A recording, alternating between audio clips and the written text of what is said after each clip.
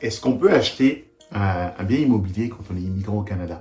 C'est sans doute une question que tu te poses parce que tu viens d'arriver au Canada ou tu es là depuis un petit moment, mais que tu as envie de faire un investissement, tu as envie d'acheter une résidence, tu as envie d'entrer dans le marché, mais tu te dis que peut-être que tu ne pourrais pas le faire à cause de ton statut. Dans cette vidéo, je vais démystifier ce point-là. Je te réponds tout de suite. Encore mieux, je vais attendre, je te le dirai à la fin. Mais oui, je vais démystifier ce point et te montrer que tu peux très bien faire une acquisition en immobilier au Canada quand tu es un nouvel arrivant.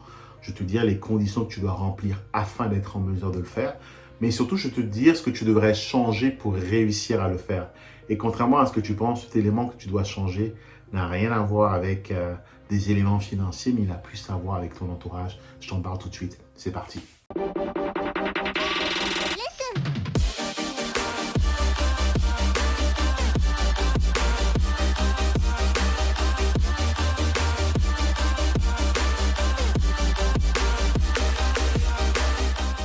Salut, je m'appelle Uriel, je suis un investisseur immobilier, je suis arrivé au Canada en 2012 et pendant longtemps, je n'ai pas fait d'acquisition parce qu'autour de moi, on me disait que je ne pouvais pas. Il y avait même des rumeurs qui disaient que quand on n'était pas canadien ou quand on n'était pas résident permanent, on ne pouvait pas acheter d'immobilier au Canada.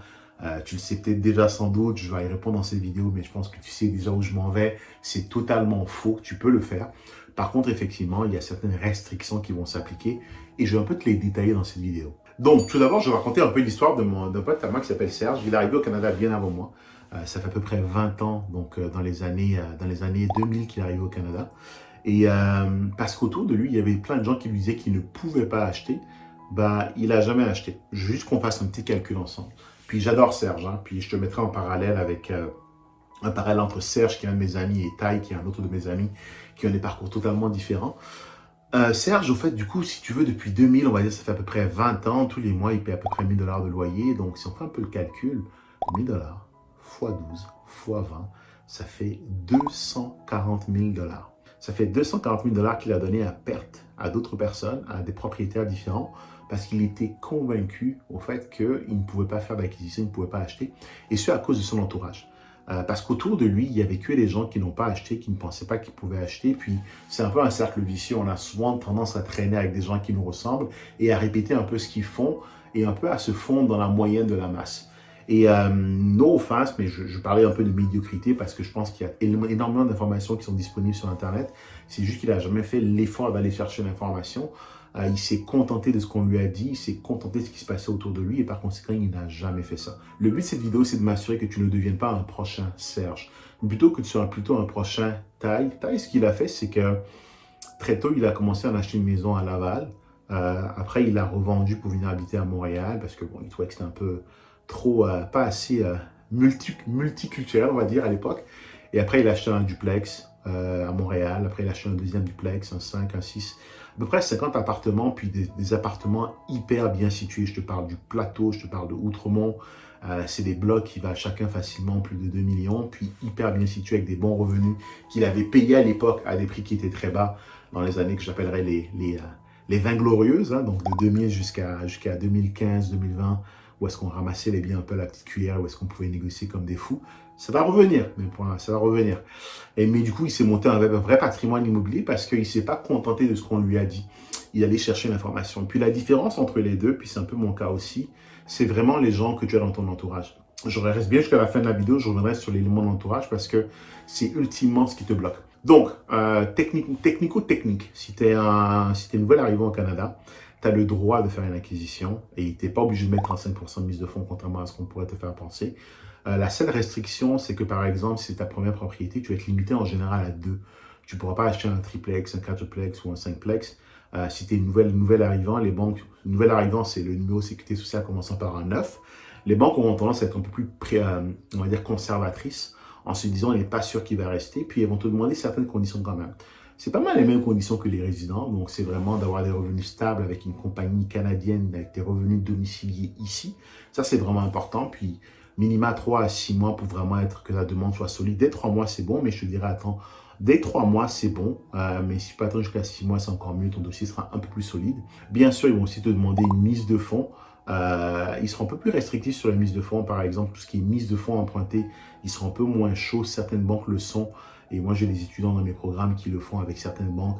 Je te dis le secret, la banque le nom de la banque commence par S, ça va t'aiguiller un peu. Mais ils sont plus restrictifs, mais si tu as une mise de fonds, 5% pour une maison, 10% pour 5% pour un duplex, puis 10% pour le montant qui est au-dessus de 500 000, en général, ils vont te prêter de l'argent. Et l'élément clé, qui est souvent celui qui bloque le plus de monde, c'est vraiment le bureau de crédit. Parce que quand on est immigrant, on n'a pas tendance à travailler là-dessus, on ne sait pas ce que c'est, on n'est pas éduqué là-dessus. Si tu le sais peut-être déjà sans doute si tu me suis, donc si tu ne me suis pas, c'est le moment de le suivre. Tu vas avoir une petite cloche quelque part et un bouton plus pour smasher like pour que la vidéo soit vue par plein de monde qui te ressemble et qui se pose la même question. Mais aussi, ultimement, oui, abonne-toi à ma chaîne, puis tu verras que je te partage souvent du contenu comme ça. Donc, l'idée, c'est le bureau de crédit, c'est un score, un chiffre entre 300 et 900. Plus il est élevé, et mieux c'est. Mais dans le cas des immigrants, c'est pas tant qu'il est mauvais, c'est juste qu'on ne sait pas ce que c'est. On n'est pas éduqué là-dessus, on ne connaît même pas l'existence et encore moins comment l'améliorer. Donc, les banques vont quand même demander est-ce que tu as un bureau de crédit. Donc, vraiment important, dès que tu arrives, jour 1, day 1, va te chercher une carte de crédit. Banque Nationale est très bon pour ça. Va te chercher un cellulaire que tu prends à crédit pour commencer à travailler ton bureau de crédit. Et c'est comme ça que tu vas être en mesure justement d'avoir les 3 éléments que j'appelle souvent l'ABC, l'apport ou la mise de fonds, le B, le bureau de crédit, et le C, la capacité d'emprunt dont tu as absolument besoin pour être en mesure de pouvoir aller chercher un crédit auprès d'une banque, à moins que si tu veux le payer cash, mais ça m'étonnerait. Puis on va mettre de côté tout de suite cette histoire de 35%. Non, tu n'as pas à mettre 35% comme quelqu'un qui vit à l'étranger. Tu peux très bien acheter avec du 5 ou du 10% de mise de fonds. Mais comme je dis, tu vas être limité à entre 1 et 2 biens. Et aussi au niveau du choix des assureurs, tu ne pourras pas aller voir tous les assureurs. Mais je digresse, je n'irai pas plus loin. Je pense que je t'ai donné un peu l'essence de ce que tu dois faire pour réussir à faire cette acquisition. Donc, et pour te dire, pour preuve comme quoi c'est vrai, c'était mon cas à moi. Ma première propriété, je l'ai achetée je trouve que c'est en 2016. Je n'étais pas encore canadien, je n'étais pas encore résident permanent. J'ai des amis qui ont acheté en ayant un PVT. Puis, le plus drôle, c'est que moi, ma mise de fonds ne venait même pas réellement de ma poche. Je l'ai fait à travers un RAP. Un RAP qui est le régime d'accès à la propriété, où est-ce que j'ai pris de l'argent qui avait été mis dans un compte par mon employeur, que j'ai ensuite utilisé comme mise de fonds à travers un REER que j'ai rappé pour pouvoir financer ma mise de fonds. Donc, si je l'ai fait, d'autres personnes l'ont fait, c'est totalement faisable. La seule chose qui te bloque aujourd'hui, ultimement, c'est tes limitations, tes croyances limitantes et aussi ton entourage. Et pourquoi je te parle d'entourage? C'est parce que moi, l'une des raisons pour laquelle j'ai acheté ma première propriété, c'est parce qu'autour de moi, tous mes potes, qui pour la plupart étaient des Français, ont fait une acquisition. Ça a commencé par Jeff qui a acheté un condo, après c'était Céline qui a acheté, puis je me suis dit, oh, ok, ça marche, on peut le faire. Et du coup, je suis allé faire la même chose derrière, mais aussi parce que j'ai un oncle qui habitait ici depuis beaucoup plus longtemps et qui avait commencé à regarder, qui s'est dit pourquoi pas, et qui m'a donné un peu ce petit déclic, cette inspiration pour le faire. Et la différence entre moi et mon pote dont je te parlais tout à l'heure, c'est justement que lui, il traînait beaucoup dans des milieux d'Africains, où est-ce que malheureusement, on est un peu moins éduqué par rapport à tout ce qui est, je te dirais, investissement et finance, et dans lesquels on a un peu moins de connaissances, on prend un peu moins l'avant, on va un peu moins se renseigner, on a un peu tendance à rester sur nos acquis. Et je pense que moi, ce qui m'a beaucoup aidé, c'est vraiment ça. C'est parce que j'étais dans un milieu où est-ce que les gens le faisaient, et du coup, ça m'a cliqué, et je suis allé de l'avant et je l'ai fait. Par contre, j'ai quand même fait des erreurs. J'ai fait des erreurs, et c'est justement pour ça aussi que je fais ces vidéos-là, pour t'aider toi à ne pas faire ces erreurs-là. La première erreur que j'ai faite, c'est que j'ai acheté avec ma femme, alors que j'aurais pas dû, dans le sens où on a tous les deux pu acheter 2 propriétés, donc on aurait acheté plus, sans forcément avoir besoin de plus d'argent. Deuxième erreur que j'ai faite, j'ai pas acheté assez. On est en 2022, à l'instant où je te fais cette vidéo. Un triplex se vend à peu près à 700, 800 000, alors qu'à l'époque, ça se vendait à 400, 500. J'aurais pu les ramasser, puis faire une belle plus-value, aller faire une grosse passe de cash. Mais à l'époque, je n'avais pas forcément les connaissances, je n'avais peut-être pas forcément non plus les fonds, quoique il y a des stratégies pour aller chercher des fonds sans que ça sorte de sa poche, notamment à travers le financement créatif, mais je n'avais surtout pas les connaissances.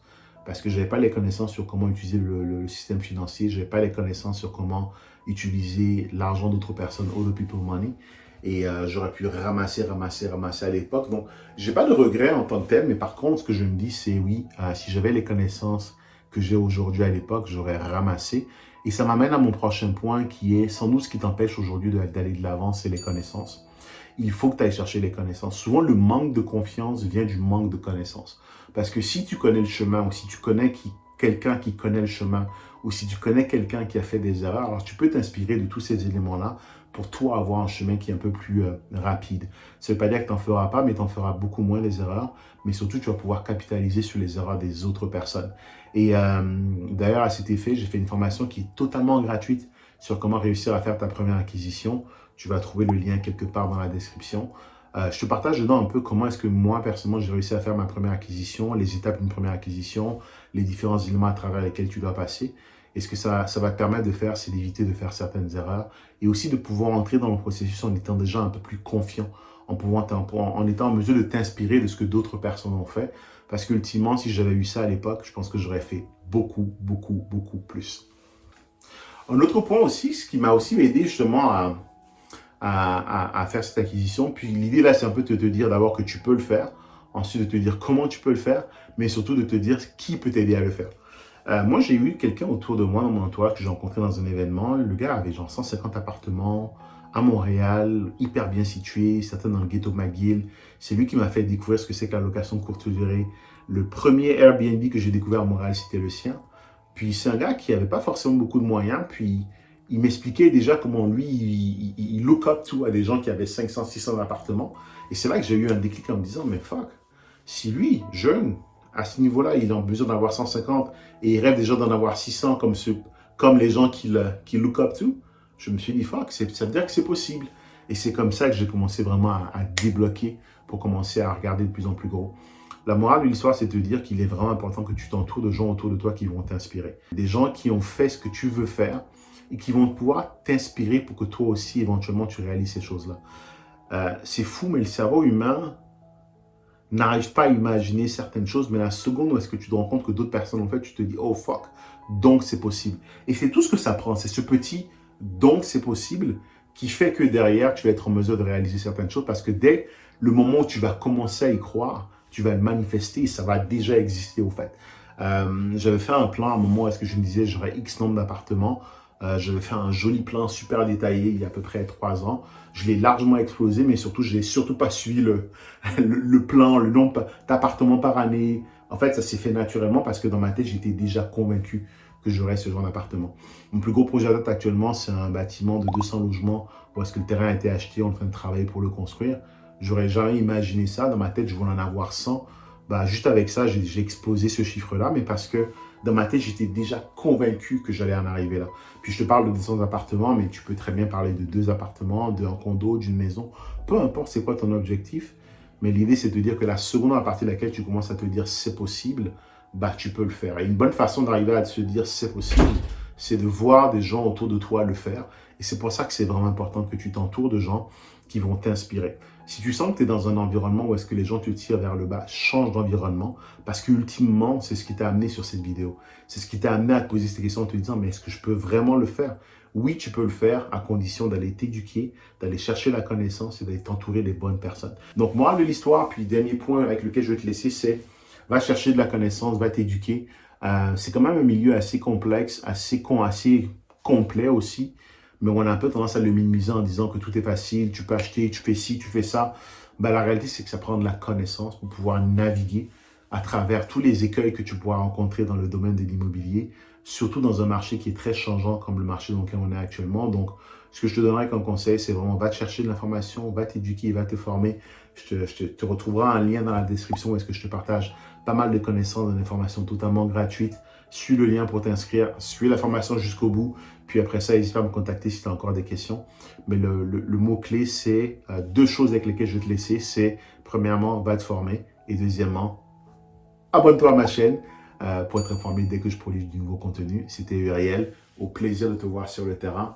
Go Invest. Salut.